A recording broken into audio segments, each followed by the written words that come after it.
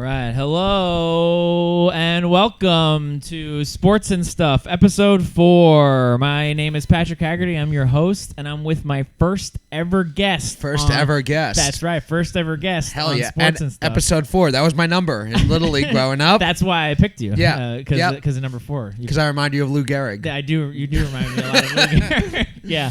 Just the end of his life. Right, yeah. Yeah. End of his career, Lou Gehrig. Yes.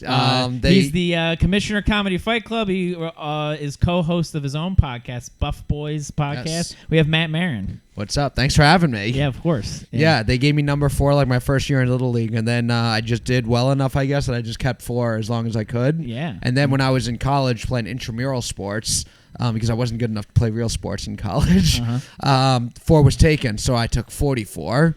Oh, yeah. Double up. So what sport was it? It was intramural softball. Intramural softball. Yeah. Because I was thinking that for some reason I went straight to football. I was like, yeah, you're not a quarterback. You can't wear number 4. And I played in a flag football league because my high school didn't have a football team, and I got number 4 in that league.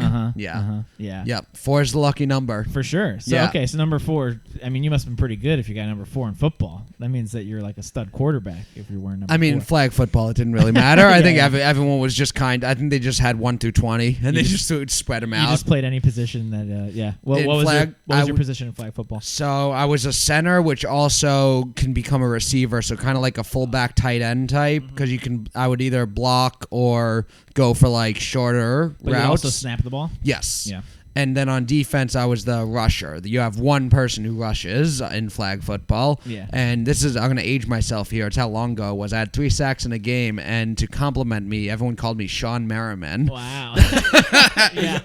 He was the guy that you would call someone who was a sack artist when I was playing flag football in high school. Yeah. I thought you were going to say that on ESPN they showed best hits. Like they did back in the day. I got on the jacked up. Yeah. They stopped doing that because of concussions. Yeah, it's not fun anymore. It's like, oh yeah, that's how guys got hurt. Getting jacked up. It is funny now just thinking about head trauma and looking back that there was a time where we just showed the head trauma and a bunch of dudes were like, he just got jacked up, and they were all celebrating it. Yeah. Well, and I wish they'd go back to that. Yeah. The good old days. The good old days. That's right. Yeah. Wasn't that long ago. Did you watch the championship Sunday? So we had Fight Club during the Lions 49ers game. So that would have been the one to watch. Because I did watch the Chiefs-Ravens game and fell asleep during the second half. And no one scored in the second half. Yeah, and going into it, I was more excited for that game because the Ravens, Mahomes and Lamar Jackson. And Lamar, yeah. As far as the actual players, I could see that. But the teams, was more interested in the 49ers Lions. Which is fair because and especially if you're a gritty football fan, like 49ers Lions going into that game, it just felt like it was going to be like a rock'em sock'em kind of game. But actually, it was the shootout of the weekend. Well, that was the. I do like the Niners team. Brock Purdy, Christian McCaffrey, a white running back. Dominating the NFL. We need one of those. I love having a white running back. Well, yeah. Remember that discussion? Like it was going on for a couple weeks, which like the white team versus the black team. For the NFL. Christian McCaffrey. And I was thinking there's some good white players on offense. Offense would be all right. We're fucked at cornerback. Corner is tough, but we have running backs, tight ends, quarterbacks. Thing is, the white athletes, they're just like high IQ players. Yeah, they're real smart players, good fundamentals. Class acts. That's right. No showboating. They're like confident but not cocky. You know what I mean? Oh yeah, of course. Yeah, they give a good interview. They're really good interviews. They're just the kind of athlete you wanted to bring your daughter to bring home. Right. Oh, yeah. The good throwers of the quarterbacks. Yeah, they're not as mobile, but they stick in the pocket. Yeah, they just like passes. Good fundamentals. They play the game the right way. Yeah, that's right. It's funny. I do that bit. Me and Robbie Goodwin do that bit with each other, and then Thanksgiving watching football with like one of my cousins-in-laws was like unironically saying that stuff, which is but it's weird because he's like an old like New York Democrat, right? But they're like he'll defend Colin Kaepernick, but then think Deion Sanders is too cocky. Yeah. But Dan Campbell, that's confidence. Oh, yeah. Right, that's confidence. Well, that's just a gritty player. I'll talk about like, there's the mobile quarterbacks, and my dad will be like, "You mean the black quarterback?" He'll be making fun of me for saying that, and also like, "Oh no, there's Who's the Bills quarterback? Josh Allen. There's Josh Allen. He's a white mobile quarterback. Yeah. And then that's it. But yeah. And then there was Aaron Rodgers. Rodgers. Yeah. Discount double check. That's right. He had a different type of mobility. To be fair. Yeah. Like, he was more of like he would extend plays. Yeah.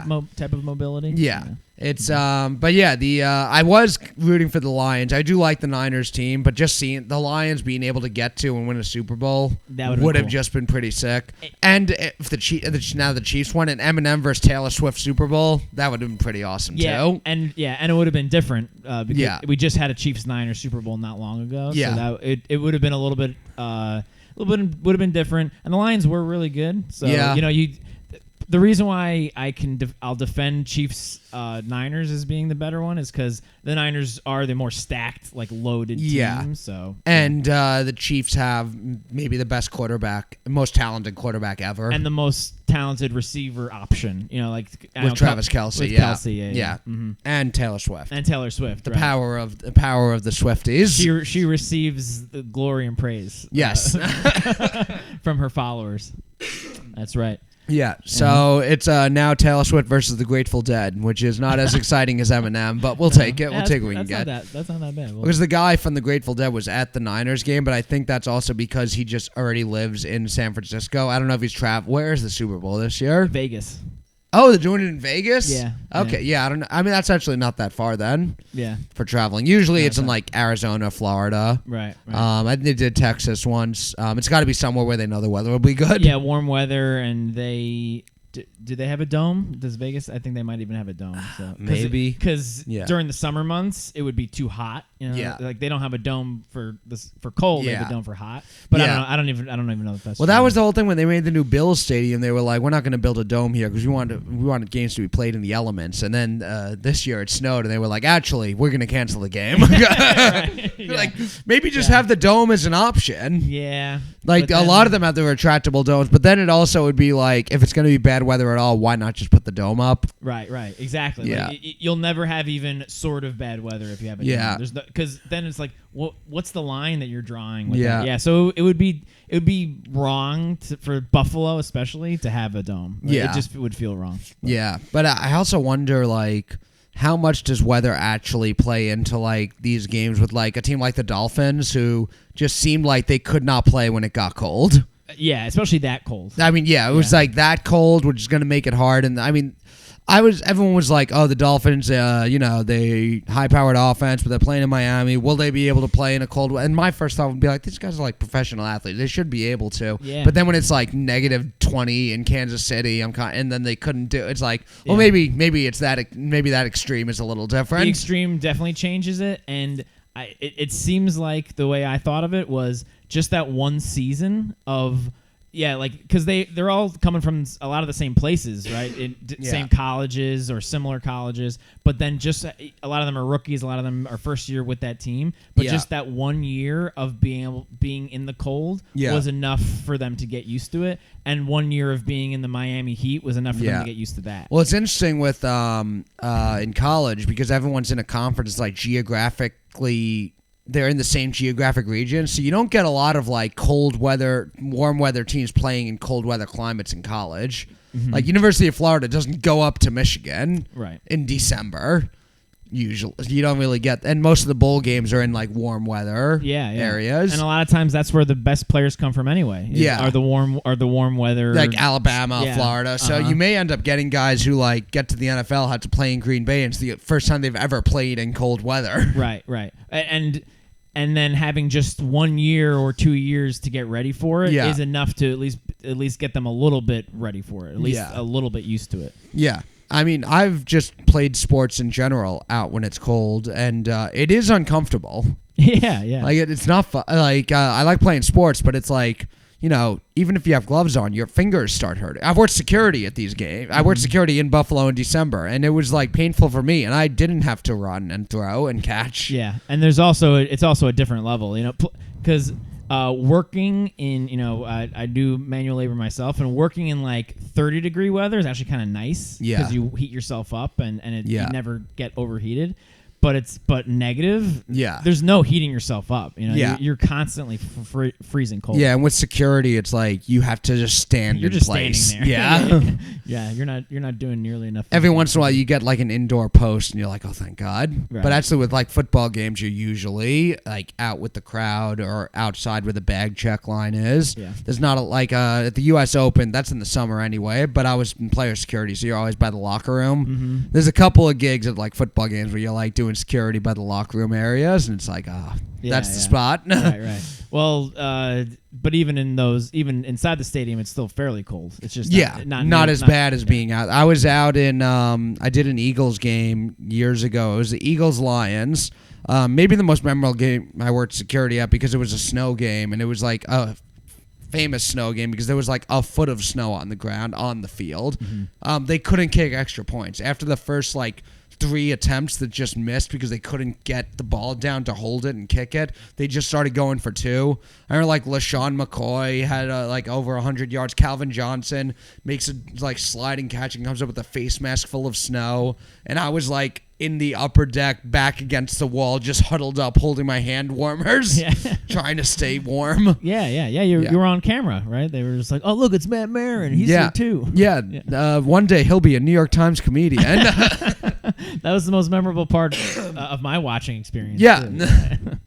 When was that? That was maybe like 2013 or 14. I was like right out of college. Oh yeah. It was one of my first. I worked resident safety in college, and then summer after college worked the U.S. Open, and then that fall started working at NFL games. So you were still pro wrestling, right, at that point? No, my last match was spring break during my senior year of college. Oh, okay. So just so I was still like physically big, but I wasn't like working out as much. Yeah. Yeah, there's like a couple years after I stopped wrestling where I was still just eating the same amount and I was the same weight, but it didn't look good. Yeah, right. Yeah. That's what happened to me just from stopping high school wrestling. Yeah. I stopped working out like crazy, like with high school wrestling, and I gained 10 pounds like that. Like it was without even, but to be fair, none of it was fat for that first bit. Right. Because you were cutting weight. I was cutting weight during. Well, but you're not really cutting weight as a pro wrestler. Yeah. I did amateur wrestling and I had to cut weight once and then decided I never wanted to do that again. Uh-huh. Later on when I had I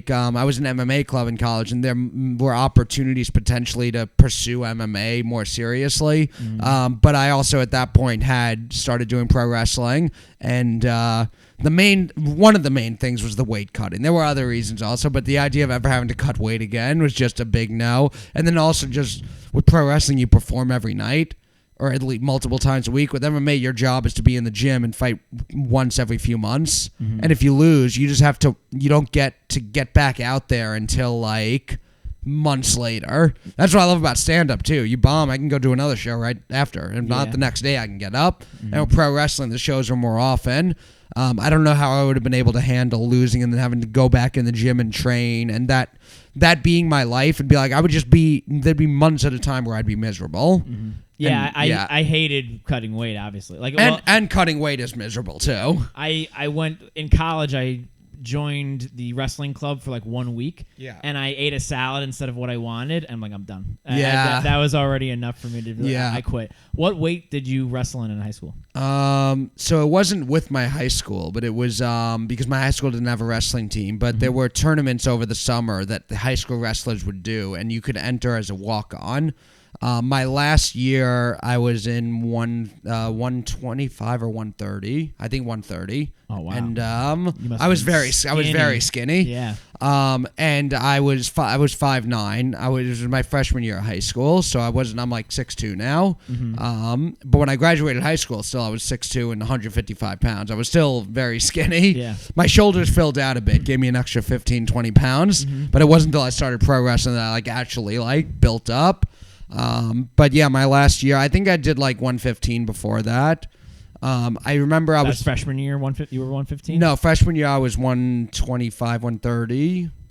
Freshman year I was 130, and before that it was the schoolboy 12 to 13 age group. What was when did you stop doing? 14. I was 14 years old. Was my last year. Yeah, doing the tournaments and then amateur wrestling. Yeah. Mm-hmm. And then I got back into. I still then it was like a year and a half where I was like doing like flag football, Jewish basketball league, and other stuff. And then because I had also done judo when I was younger, so I was always in like martial arts stuff. And there was like a year and a half break, and then I started doing the pro wrestling. Met a guy who was an old school like submission wrestling coach, and I started training a lot of that, which kind of led me into some more MMA stuff. Which even when I was doing pro wrestling, I always liked training. So I figure if I gotta fake the stuff, I should know what it is like for real. Also, right? I think if you're gonna be a fake anything, like in movies, like if you're doing a thing, you should know a lot about the thing that you're portraying. Right. So but yeah, then for pro wrestling, it was all about bulking up and getting bigger. And then the year or two after I stopped, it was, I probably wasn't eating as much, but I was just eating shittier. Because I was eating like 4,000 calories a day, 200 grams of protein to get from 155 to 230, even though it was over 4 years. Yeah. Because they wouldn't let me do steroids. You said you weren't eating as much. I thought you were going to say you weren't eating ass. I wasn't eating ass. Yeah. We know that's not true. Yeah. Yeah, no, I had to eat ass in order to bulk up. Of course. Yeah. A lot of protein in ass. That's true. Yeah. That's what I heard. Yeah. Yeah, that's cool. Well, you had a name? You had a wrestling name? No, it's Nick Matthews. Nick Matthews. Yeah. My middle name is Nicholas, and that's what Shawn Michaels did with his name. Right. Yeah. Nick Matthews. I figured I didn't want to have like a corny wrestler name like The Killer, but I needed to have a fake name to protect my anonymity when I got super famous one day. Right. So my senior year, if I ever kept any of those like senior year of high school notebooks, it was all like just whatever notes I had, and then on the back, me practicing my Nick Matthews autograph. I feel like a lot of sports fans growing up practice their when you're playing Little League Baseball. You're like, what's my autograph going to look like on a baseball one day? Yeah. I was more into creating brackets. I just loved creating brackets, and then Yankees lineups. I would just be writing lineups. You would create your own lineup cards? Yeah. I'd be like, this is going to be a good one. Yeah. Did you ever have that? There was like a electronic like baseball bat game that you would hit the button and you'd swing and it would tell you if you got a single or a double, and it was just like batter number 1, 2, 3 or whatever, and you could play games against someone else. This is very autistic, but I would only play them against myself. And I wrote out entire lineups with made up names. I just created all the teams and names. And I did like my own games against each other. Oh yeah. That's what you do. And with the video games, I would go crazy, like creating all of my friends in the MVP baseball. Yeah, to that same effect, I would just sit there thinking like, what would I do if I won the World Series? Yeah. I'd just be like totally zoned out in Nowheresville. I would go until I actually did this in 2020 during the lockdown. Like pandemic hit, lockdown happened like the week MLB The Show came out. So I got the game. And what I did when I was younger, and I hadn't done it since I was like a teenager, but we were at home with nothing to do, I play franchise mode and go so many years into the future, there's not even any real people anymore. And it's all made up players, and I'm just playing out what Major League Baseball. It's like the Brewers win their first World Series in the year 2044. Yeah. And then it's like you can switch the teams you control, and I'm like, it's been about 10 years since the Yankees won. Let's make a dynasty here. Just go and have the 2060s Yankees dynasty. Yeah. I'm like making players from different countries, so we had the first ever Finnish baseball player. Just why not? Yeah. Yeah. You go so forward in time that baseball no longer exists. Yeah. So now I'm like in the year like 2060 something, and I'm like, what's the world actually like in this? Yeah. Because everything looks the same as it did in the game in 2020. All the advertisements are the same. Yeah. You know, there'd probably be some super TikTok or something. Yeah, it's like, wow, W.B. Mason is still around? Yeah. Yeah, they would be. Yeah. We still need office supplies in 2060? That's crazy. That's crazy. Yeah. What was your video? Were you a big sports video game guy? Yeah. My brother was into MLB The Show. Those were good. My first one was Ken Griffey Jr. Baseball. Yeah, Ken Griffey Jr. Baseball. That's the one that more registers. Yeah. Because once it got into the like. You know there was some real gameplay to like MLB The Show, and I sucked at those games. Yeah, I couldn't. Well, that's anytime I would play online. It's just like boring games where it's like 0-0, and one of us gets lucky and hits a home run, and then it's just a 1-0 game. Like I'd rather just play against the computer in the year 2060. Yeah, right. I used to do that with Madden also. I remember I would make up fake teams too. I made up like the Mexico City Conquistadors in Madden and played years into the future. And they would make up weird names too. Sometimes I would like, if the name was like whatever, and I'm like, this would be a better name, I'll just change the name of the person. Yeah. But they would come up with their like automated names. I remember the star running back for the Mexico City Conquistadors was a name they gave someone, Pablo Parker. Oh, yeah. What game was this again? Madden. It was Madden. The star running back, Pablo Parker. Yeah, because it Spanish reminded me first name. of the kid from Backyard Baseball. Pablo Sanchez. Oh, I was a big Backyard Baseball player also. Actually, that was more my game more than any other sport I still game. remember like all those kids, their personalities and everything. Dmitry Petrovic, the nerdy guy. Mm-hmm. I still remember who I would have on the baseball team. I remember a few of the other sports too. Mm-hmm. Like Dante Robinson, the kid who loved hot dogs, he was my quarterback. When I played football. Mm-hmm. Dmitry Petrovic, good 3-point shooter in the basketball game. Sure, yeah. Annie Frazier, the girl with the rainbow, she was good at soccer. Uh-huh. So was Ricky Johnson, the black kid. Uh-huh. The baseball, though, I remember like Ahmed and Amir Khan, the brothers. Ahmed always had headphones on. Yeah. Ahmed was my first baseman. Mikey Thomas, the kid who's always sneezing, he was my catcher. Oh yeah. Loved Mike. Pete Wheeler. Pete Wheeler's the best. Oh sure. Yeah. Have you ever made like a ranking of I remember who was good. Yeah. But we'll have to that'll be one of the episodes in the future. Doing a ranking of the best players. Pablo's obviously. Yeah, I gotta send you then. Back when I first got Facebook, it was like Facebook Notes was a big thing that you could share with all your friends. I made a Facebook note that was I went through every Backyard Baseball kid and came up with what their future would be. Oh, nice. And I came up with a a future for all of them. This was just for you. And a few of my friends. Oh yeah, but you just like created it. I just created it. It came up as a memory recently because it maybe I'll pull it up and do that. Would that be a fun thing to do on this show? You want me to tell you the future of all of them? Sure. Yeah. Is that Uh-huh. Well, here, let me do. Do you have something? I have. Well, I have my trivia question. Let me do my trivia question. I want to see if you can get this one. Okay. So I figured out the wording of the question. I just have to remember it. Okay. So the trivia question is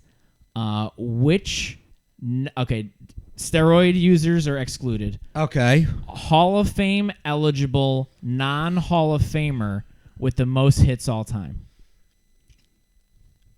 And not steroid users. Steroid users. Okay. So Hall of Fame eligible. So Hall of Fame eligible. Currently eligible or in general eligible? In the history of baseball eligible. Oof. Yeah. So the guess there are certain people excluded because Rafael Palmeiro wouldn't be. He's a steroid guy. user. Yeah. So it's no one with more than 3,000 hits because anyone over more than 3,000 hits that's not in is a steroid guy. I know Omar Vizquel is at like 2,800 something. He's not a steroid guy. Domestic violence guy. Mm-hmm. He's like my first thought because he's Hall of Fame eligible and not a steroid. Is it Omar Vizquel? It's Omar Vizquel. All right, there you go. You okay, got it. Pretty good. There you go. I actually when I first looked at it, I was like, this is a really good trivia question, and then I gave it a little bit of thought. I was like, I think Matt's gonna get it. I was like, part of me thought that you would just know it offhand. Like, so the fact that you were able to work through it is actually even more impressive. Okay, yeah. But I at one point I was like, I feel like this might be one where like it's Omar Vizquel. That was my first thought, but I guess there was a part of me thinking he thinks I'm going to say Omar Vizquel, so I got to really think about this. Yeah. He's trying to trick me. Well, obviously I just like did the research on my own. Yeah. Because I was bored one day. Yeah. Where I thought, who has the most hits all time who's not in the Hall of Fame? And I was like looking through. Yeah. And actually, that's a good example of the Hall of Fame inductees just got announced. Yeah. Right? He's a good example of someone who, if you're a small Hall guy, someone who doesn't like there to be too many Hall of Famers, it's a good thing he didn't get 3,000 hits because he is not a Hall of Famer. You know, like I think it's tough when people because there are people like him in the Hall of Fame already. In a different, as far as a great maybe the best defensive shortstop of their generation who played for that long. Longevity is part of being a good player. Yeah. Being able to be a consistent contributor on the field for that long. Bill Mazeroski's in the Hall of Fame. People will say for just the one home run, but there's others that people don't bring up that are Hall of Famers that were just great defensive players for a long time. I mean, Ozzie Smith is like spectacular. His numbers next to Omar Vizquel are pretty comparable. Yeah. Well, yeah, and I guess even the argument that I might give is it's kind of a self-fulfilling prophecy. Yeah. Where if you got the 3,000th hit, he'd be a Hall of Famer. Yeah. But he didn't get the 3,000th hit, so he's not a Hall of Famer. But it does really take that. It is really that much of a balancing act with certain guys because his numbers are. His offensive numbers are atrocious. Like they're like really bad. Like under 700 OPS and like career and like I know he was a defensive shortstop. Yeah. But it's not just he was like a prototypical 8-hitter. No, he was. It's tough because and it's also tough because the offensive numbers we know them so well that like a great hitter with atrocious defensive numbers nobody really cares. Yeah, that's true. And, I mean, that was what people were saying about Gary Sheffield. His defensive metrics were atrocious, but they also said, like, Jeff Kent's defensive metrics were bad. But I don't think Sheffield or Jeff Kent were really bad defenders if you, like, watched it. Mm-hmm. If you were watching game, like, they didn't... Yeah, well, Gary Sheffield had a good arm. So like, that's what I think of with Gary Sheffield. Yeah, so it's tough where if someone's a bad offensive player, it's more noticeable. It's right. And also defensive metrics aren't quite the way like with like sabermetrics in general. When you look at deeper numbers like on base and OPS and stuff, it tells more of a story and it makes sense. Like the players with the highest OPS, you're like, oh yeah, that was a great hitter. Players with low OPS, you're like, yeah, they weren't a good hitter. The defensive numbers don't necessarily match what you see. Yeah. Yet. Well, right. Yeah. Well, to that point, Ozzie Smith got in the Hall of Fame not just because he was a great defender; it's because he was a spectacular looking defender. It was just marvelous. He would do these. He'd do the flips. He would do these crazy plays. So that's why he got. And then there's someone like an Andrew Jones who's now on the ballot is kind of, they say metrics wise is the best defensive center fielder ever. And if you watch back some of the plays he would make, it wasn't that spectacular, but he always just made every play because he got there so quickly that he caught it like always that. Got a good read off and he was underneath the ball and he just caught it. Derek Jeter defensively, a lot of people defend him defensively because he made those jump throws, spectacular plays. A lot of times spectacular plays are because you didn't get there in time. You kind of just barely got there in time. You got the ball, you got rid of it really fast because you just didn't quite have a good handle on the ball. And it is tough where I actually think I did also 2020 when there was a lockdown. We had a lot of time. I did deep dive on Hall of Fame stuff. And I was surprised to see like we actually got more exclusive with the Hall of Fame. The voting did as time went on. Mm-hmm. Like the earlier eras of baseball are more represented. But nobody is going to go like Kiki Kyler and Rabbit Marinville really don't deserve to be in the Hall of Fame. These like players in the 20s and the 10s, but they are in. Yeah. And that was just the way that players were voted in for a while. And our standards got so much more raised that there's so many players in the Hall of Fame worse than Todd Helton, who just got in, or like and Andrew Jones, who's still on the ballot, not getting it. Jim Edmonds, who fell off on the first ballot. Like, when you compare their numbers to a lot of people in the Hall of Fame, it's, I guess some people are like small hall, 0.01%. And it's like, it hasn't been a small hall since the 40s. Yeah. Like, they put people in the first 10 years of the Hall of Fame that are not small hall guys. Mm-hmm. So my thought has always kind of been, I was born in 1990. And I feel like any of the writers who were born in like the 70s, 80s, 60s, whatever, like you've come into this thing that already exists. Vote for it the way that it is. Instead of deciding, well, I'm now going to make it small hall. You're just fucking over the newer generation of players. Yeah. And that has happened with especially pitchers. Like the representation of pitchers from the 90s is really low because their numbers aren't good because of the steroid guys. I think they actually, when Messina got in, that was a thing that they talked about where they were like, well, his numbers weren't necessarily spectacular. Like some of the older pitchers, but he pitched during the steroid era. Yeah. So right. So there's. So I think they've tried to correct it a bit, but it hasn't really happened. Like, a lot. it's underrepresented. Yeah, that's that's why my thought is I'm like, put the steroid guys in. We're not going to forget they did steroids, and let's just put the pitchers in who were really good during that time also. Yeah. Especially the steroid thing. It's gotten kind of convoluted as to who people decide took steroids. Yeah, because Gary Sheffield, people have decided he took steroids. He never failed a test. Yeah. And Mike Piazza did not take steroids. Ivan Rodriguez out in the Hall of Fame. Yeah. But David Ortiz failed the test and he got into the Hall of Fame just because people said, nah, he didn't do it. Well, he failed a test. The Ortiz one was he failed a test that was leaked, so it wasn't supposed to be released. Right. It was a test just to see if guys were on steroids, and then it was supposed to never be released, and then it was. Mm-hmm. And he just said in an interview that he was going to, we're going to figure out what happened here, and no one ever asked him again. Yeah, because they liked him. Yeah. Ivan Rodriguez never failed a test, I don't think, but he was named in Canseco's book, and the year they started testing, he showed up 25 pounds lighter. Yeah. He stopped taking steroids. Yeah, and then he got in the Hall of Fame. So right. it is, and it's all over the place. My 90s pitcher that I think, as far as underrepresented, but he was named in the Mitchell report, was Kevin Brown. Mm-hmm. As far as I think he fell off early on the ballot. His numbers are like Roy Halladay's. Yeah. But I actually think part of the reason the 90s are underrepresented is that there were so many all-time great pitchers in the 90s because there was Greg Maddux, Smoltz Glavine, Randy Johnson, Pedro Martinez.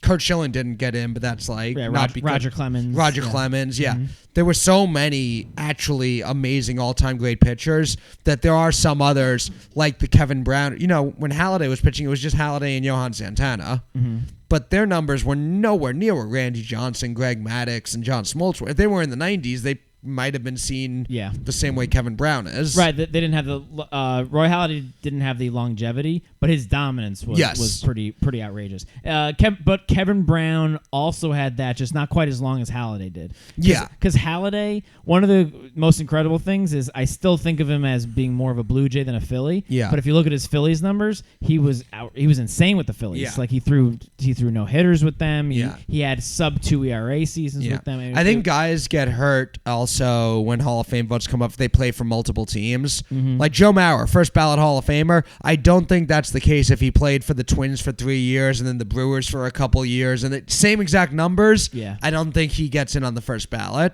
Right. And Kevin Brown played for the Rangers for a bit, had a couple good years, leads them ace of the Marlins that win the World Series in their fourth year of existence. 98 Padres, they're in the World Series. He outduels Randy Johnson in the NLCS that year with the Astros. That's such a weird Randy Johnson with the Astros versus Kevin Brown with the Padres. Yeah.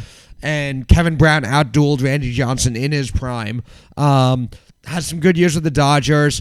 Fails spectacularly with the Yankees, which is also not a good look for him. Breaks his hand punching the wall because of how bad he did, and that's the end of his career. And it doesn't help the concept of thinking that he did steroids, him having what seems to be roid rage. He seems to have always just had a temper issue, even back in the Texas days, and also since he's retired, he's pulled a gun on multiple people he thought was stealing his mail on his property in Georgia. There's just wild stuff about him. Mm-hmm.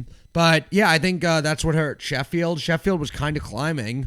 Played for what team is he most identified with? Fred McGriff, I think, similar thing. Yeah. Right. Yeah. I mean, that's definitely true.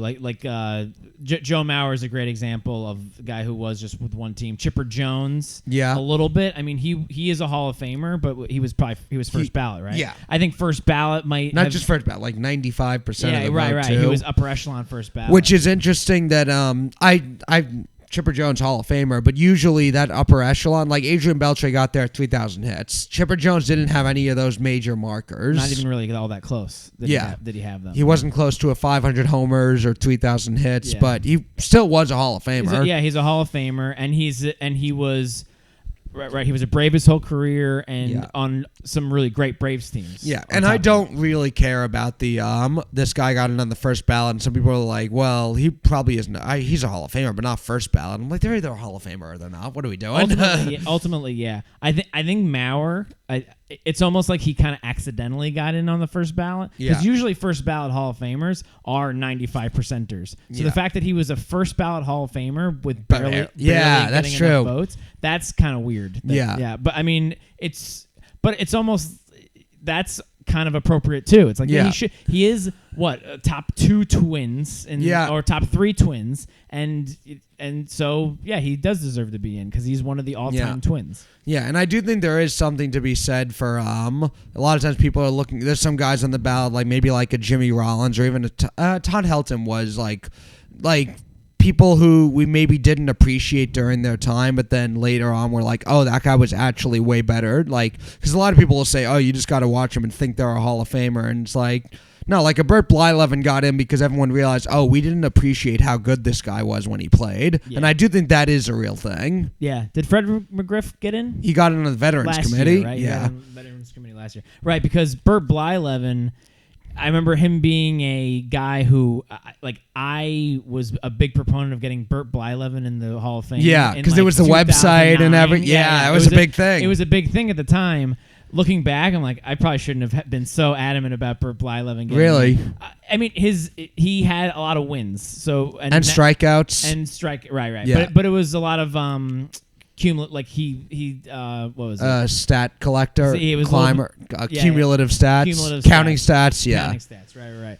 Well, I think he also had high FIP, the field independent pitching. Right. Which, like, they can calculate your ERA regardless of your defense. Some of the stuff is like right. It's it's like those things where I don't know how much it works or how accurate it is, but every time I see it, it makes sense to what my eyes tell me. Oh yeah, definitely. And really, an ERA is even a flawed statistic. Yeah.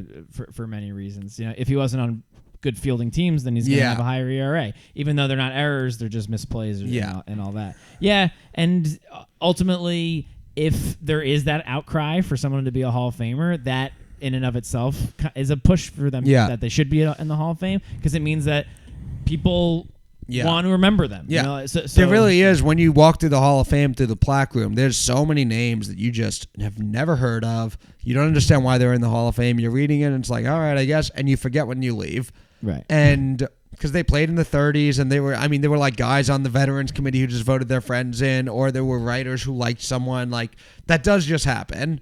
Mm-hmm. So it's kind of like, but there's some people who it means something too. So when someone now, like when people like shit on Harold Baines for getting in, it's just like, fucking Jesse Haynes is in. Do you care? Does anyone care about Jesse Haynes being in? Right. George High Pockets Kelly is in the Hall of Fame. Well, even Vizquel, looking at his numbers, I thought, oh, he's like, I was kind of relieved that he didn't get the 3,000 hits, because I thought, oh, he's not really a Hall of Famer. But then you look at some other guys who were right in that area. Yeah. And well, he was the first one who wasn't in the Hall of Fame that I was looking at. I was just curious. That's what I thought. I said, who's the first hitter in terms of the list of hits leaders who's not in the Hall of Fame? And there's a few other guys who didn't have 3,000 hits who are in the Hall of Fame. Yeah. They're just, they're like some dinky shortstop from the 30s who Bobby Doerr. Yeah. Some writer who was an old man in the 60s probably said, oh, you had to see him play. Yeah. It's like, no, we didn't. Like which is fine. It's to your point. It's kind of well. They also put guys in the Hall of Fame from like the 1800s that just like played on like the Giants, who won 3 World Series, and they have like a 10-year career. Their numbers are like pretty much nothing, but they were stars of baseball in an era for a time. So that is I like. I've heard the argument for like a Roger Maris as a Hall of Famer. It's like there are Roger Maris type players from the early days of baseball that were just good for a few years and did something really meaningful for those couple of years that are in the Hall of Fame. Yeah, Roger Maris got hurt by the fact that he broke the record, because people think, well, he did that, but the rest of his career wasn't Hall of Fame. Yeah. But you look at it and you think, but he won 2 MVPs straight. You know? He actually had some awesome years. Yeah. He was still a really good player. Yeah. And he probably gets hurt by the fact, well, he wasn't Mickey Mantle, and that was his whole career, was that he wasn't Mickey Mantle. You want to hear my future Backyard Sports Kids? All right, so if anyone played the Backyard Sports games, this is I went through every single kid in those games and came up with what their future would be. So we have Ahmed Khan. He was the one with the headphones. Mm-hmm. Ahmed Khan dropped out of... I haven't read this in years, by the way, so I don't know how funny this will be.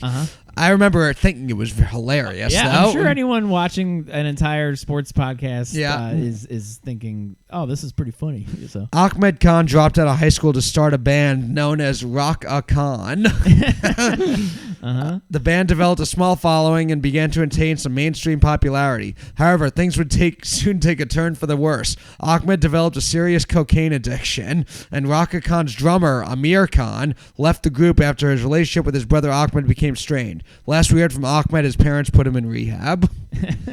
Tough goings for Ahmed Khan. Tough, yeah.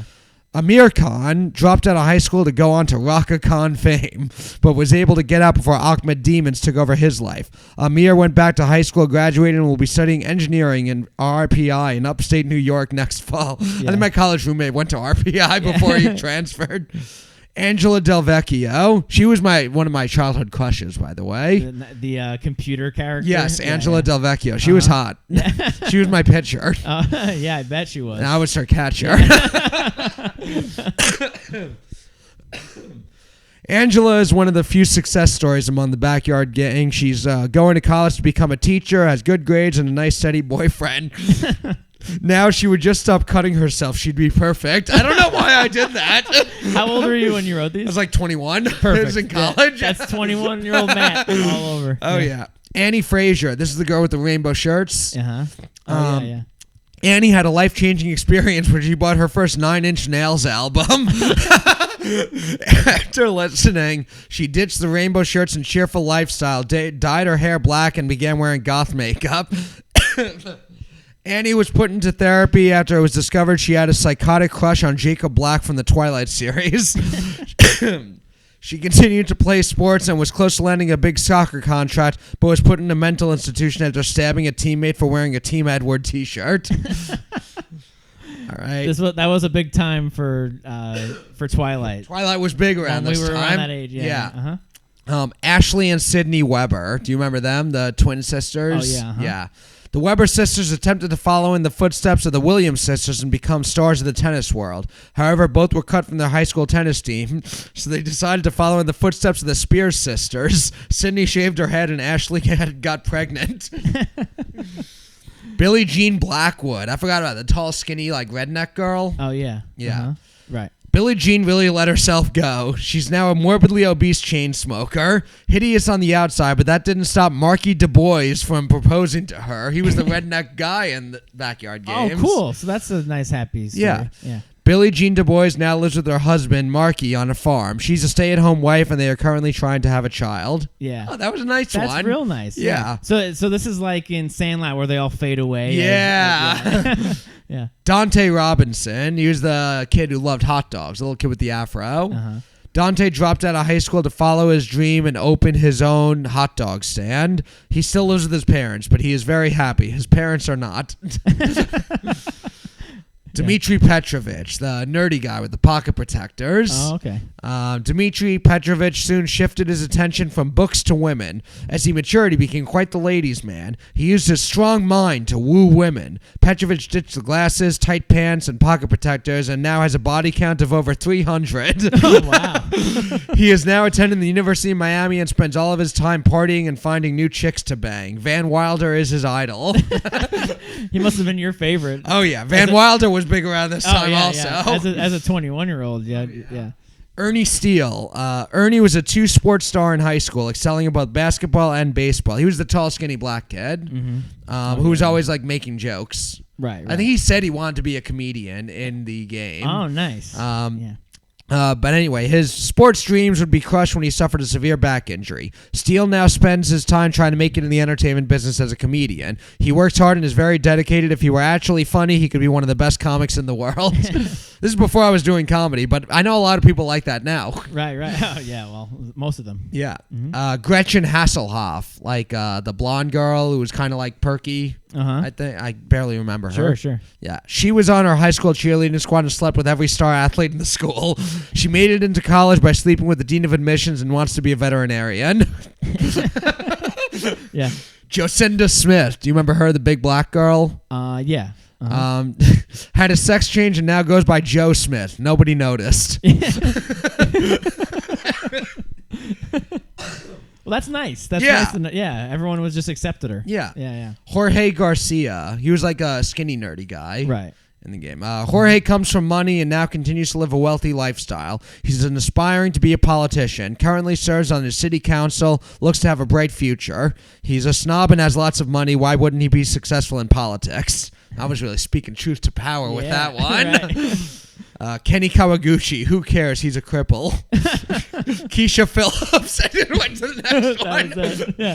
Keisha Phillips was the fat black girl. Okay. Keisha barely graduated high school. Damn, I was real racially coded with this one. Yeah. Has not been accepted to any colleges, but she has big dreams. She packed up her bags and moved to New York. Now works day shifts as a waitress and night times as a Fifth Avenue hooker. Kimmy Ackman, still a ginger. That's it. Lisa Crockett. Oh, I thought that was the whole. Yeah, that was it. Yeah. Oh, that was okay. Lisa Crockett, still ugly, still nerdy, still single. Nice. Luann Louie. Damn, I was brutal. Yeah. Luann Louie currently. Oh, she was the little girl with the teddy bear who would hit with the bear, would never put the bear down. Right. Luann Louie is currently serving a 10-year prison sentence for armed robbery after she violently invaded a Build-A-Bear workshop. Maria Luna was the little ballerina girl. Okay. No, that was Vicky Kawaguchi. I don't remember. One of the girls. Right. Maria is probably the most success of any of the Backyard Kids. Turned her love for the color pink into $1 million industry. She clawed her way through different jobs in the fashion industry until striking gold with her idea of putting the word pink on the back of girls' pants. Oh, she did that. Yeah. Wow. Maria Luna is one of the youngest, most successful fashion moguls in history. Yeah. That's crazy. I forgot that she did that. Marky DuBois, proud husband of Billie Jean and proud member of the KKK. Jesus Christ. Who is this?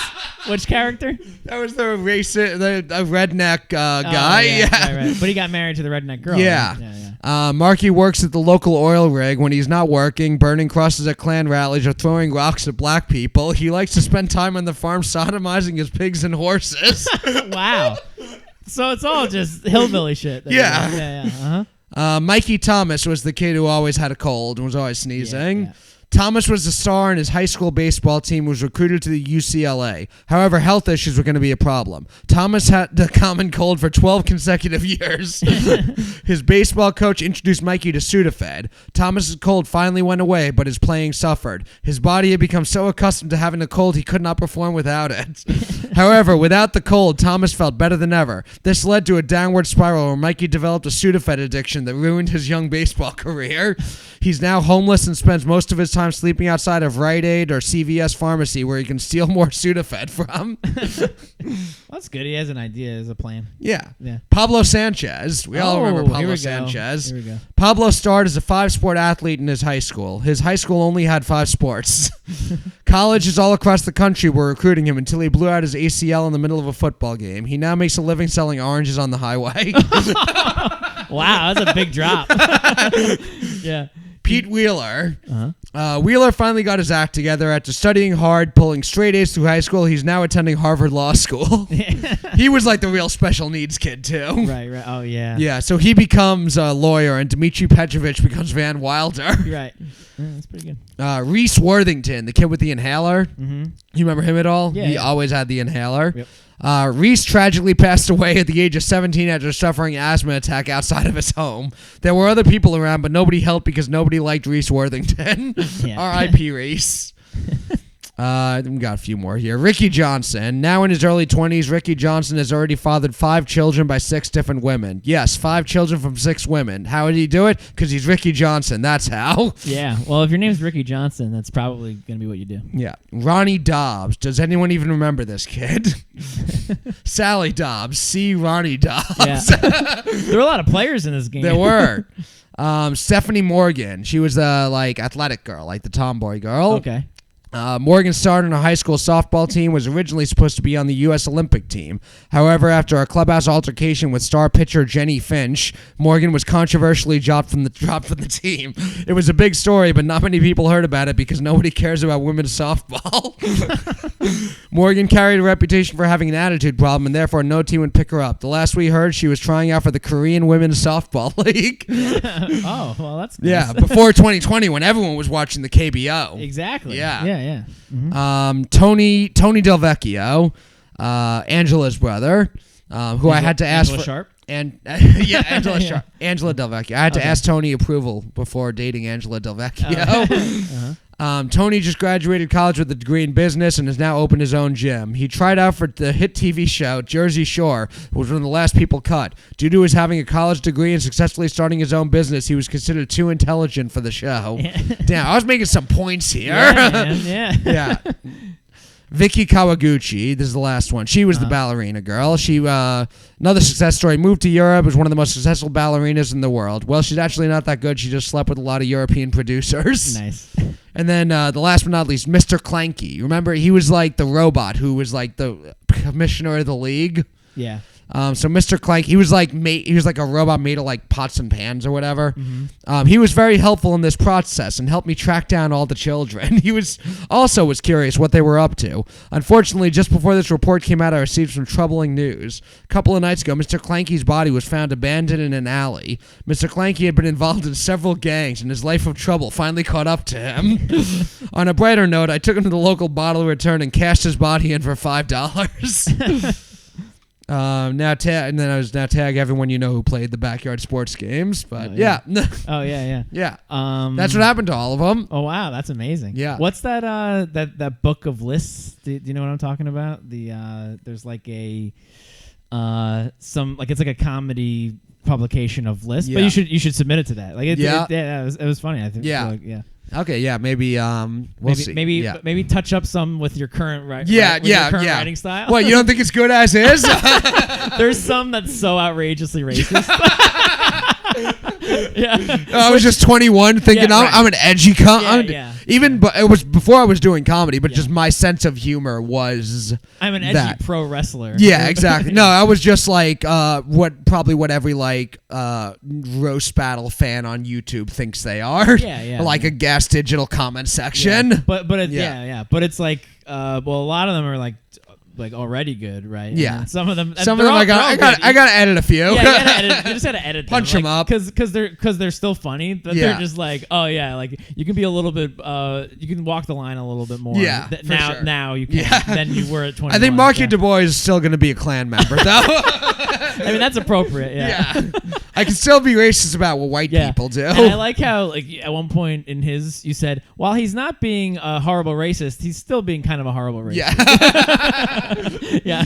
Or he's fucking pigs. Yeah, he's having sex with his farm animals. Yeah, he's not all bad. Yeah, when he's not being a hick, he's being a different kind of hick. Yeah. Damn, I did love those backyard sports games growing up, and it's an interesting thing. Like so many people played them, but it's hard to find like in general who knows all the references. Oh yeah. Well, but that's the internet these days. That's exactly what it's for, is to find people like the 200,000 people who know exactly what you're talking about. They'll all find it. Yeah. I should like do those on like TikTok with the picture of them up. That'd be a good one to do. Yeah. This is all for business. This is this is a business podcast. Yeah. We figure out what to do business wise. I was gonna say you did a baseball trivia thing. Do you mind if I ask you a baseball trivia question? Yeah, there's a couple. There's one main one I know off the top of my head. I've probably asked you it at some point before. It's one of my favorite trivia questions. There are only 3 players in Major League Baseball history who have played for the Yankees, Mets, Giants, and Dodgers. Mm-hmm. All the teams that 3 you said? Yeah, all the teams that have at one point been New York teams. Right. There are 3 players who played for all 4 of them. Darryl Strawberry. That's one. That's the one that's the most famous one. Yeah. All 3 played in our lifetime, though. Right. Yeah, I've been asked this before. What is it? It's 3. Only 3, right? Yeah.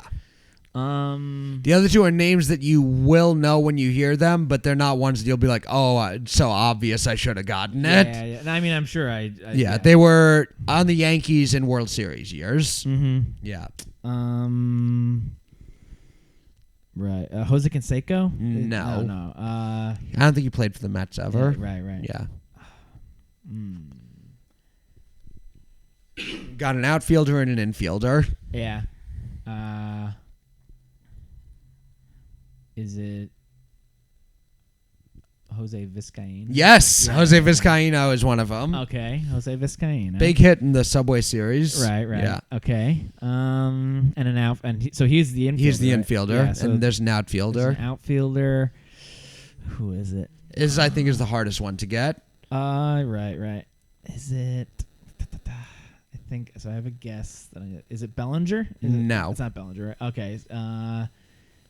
Let's go with Homer Bush. No, it's not him. It is Ricky Leday. Ricky Leday. I was right on with the Bellinger. Yeah, like it's that type of player. That type of player. Yeah, because that helps me. Yeah, I've heard that question before, yeah. so I kind of was like, I think it's one of those guys. Yeah, it's one of those type of guys. Yeah, it helps me with the immaculate grid. A Yankees fifth outfielder.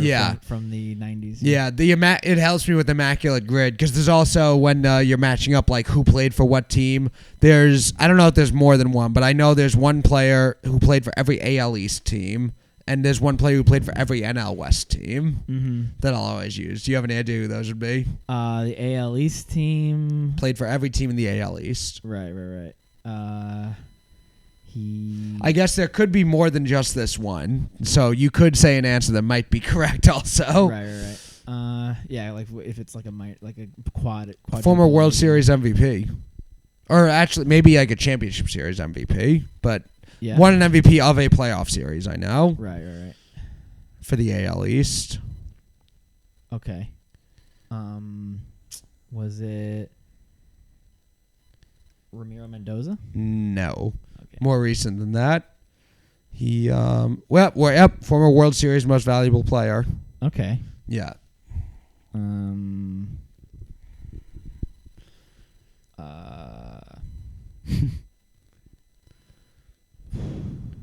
Who won the World? So it was Manny Ramirez in 2004. Who was the 2007 Red Sox MVP? You got the right team for the World Series MVP. It had to be. They're the only team that's won a World Series. Won a World Series. Yeah. Who was the 2013? Kevin Youkilis? Nope. No. More recent. Oh, who won the 2018? There you go. Who won 2018? Yeah. Benintendi? No. Steve Pearce. Okay. Yeah. And NL he won the World Series MVP. Yeah. Red Sox Dodgers, and he played for every team in the AL East. And in the NL West, Steve Finley played for all NL West teams. Yeah. Okay. Yeah. Okay. There's probably more than that. There are probably more. Yeah. But those are just the two that I know that whenever they come up on immaculate grid, it's like Rockies, Giants. Oh, yeah. If I can't think of anyone else, I'm going Steve Finley. Right. Yeah, there's a few that I had to start relearning, like Jake Peavy even as a Padre. Just I would like who's like a Padre starter. You know? Yeah. I had to be reminded of Jake Peavy. Yeah. Sometimes I'll try and think of the ones for like higher rarity scores. Oh yeah, without doubt. Yeah. No, but every once in a while I just got it. It's like I'd rather get it right than guess someone and get it wrong. Well, yeah, John Boy did once recently where he tried to do the low, like the most rare or the least rare, like the most common answers. The most common answers he tried to do once. Yeah, which is but sometimes I think who would be the most common? Answer? That's interesting to me too. Yeah. But let's wrap it up. It was a great episode. We'll have you again for sure. Pretty soon. Absolutely. Yeah. Absolutely. That was easy. So do you have anything that you want to plug? Well, we got Comedy Fight Club. When's this coming out? Like tomorrow. All right. So then this coming Sunday, February 4th at 1&1 Bar. And then we're off for Super Bowl Sunday, February 18th, also at 1&1 Bar. YouTube.com/Comedy Fight Club to watch all the roast battles and the Buff Boys podcast. And if anyone's in Connecticut, Saturday night, I'm at the Elbow Room in West Hartford, 7 p.m. stand-up show, and I'm judging the roast battle at 9 p.m.